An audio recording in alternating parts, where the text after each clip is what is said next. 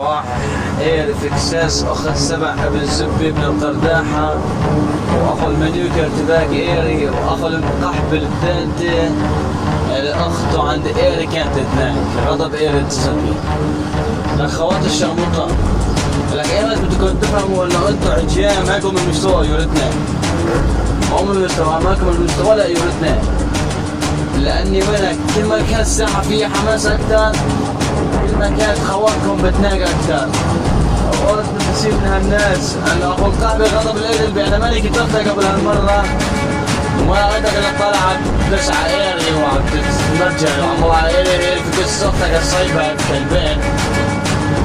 راح اقول اياها من الاخير وبرجع بقول لكم اياها يعني مرة ثانية وثالثة ورابعة لحتى تفهم، ماشي؟ بس يصير خواتكم فيها عزل، البنت البصمات اللي نزلت عليكم فوت على صفحتي، تمام؟ عرض لك 5 بصمات موجودة عليكم وهيكون عليها ذاك الوقت اطلع عنيك الربطة عنكم.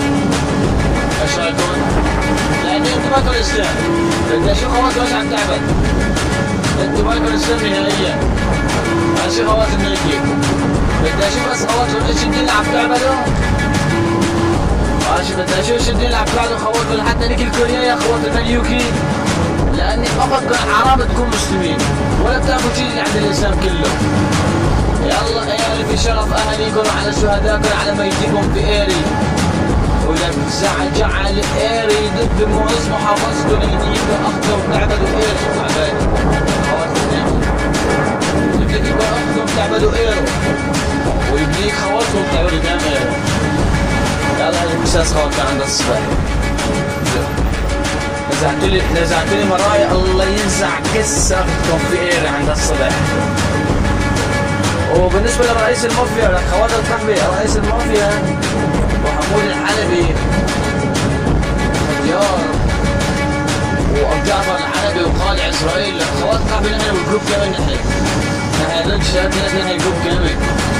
فلا تطلع غضب ايري تقول انه كنت تلعب في حد بالذات ما بعرف ايش. لك اخو القحبة نحن ولاد جروب واحد، يعني نحن اللي عنا الجروب زعلت ولا مرحبا اطلع منيك اخته. بس اعطيك نصيحة لا ترجع وتنزل شلاط عني كده اختك. يلا تصير تشوف رخصة سرية تاخذون الاير وتدقون التحية. ايري فيكساس خواتكم.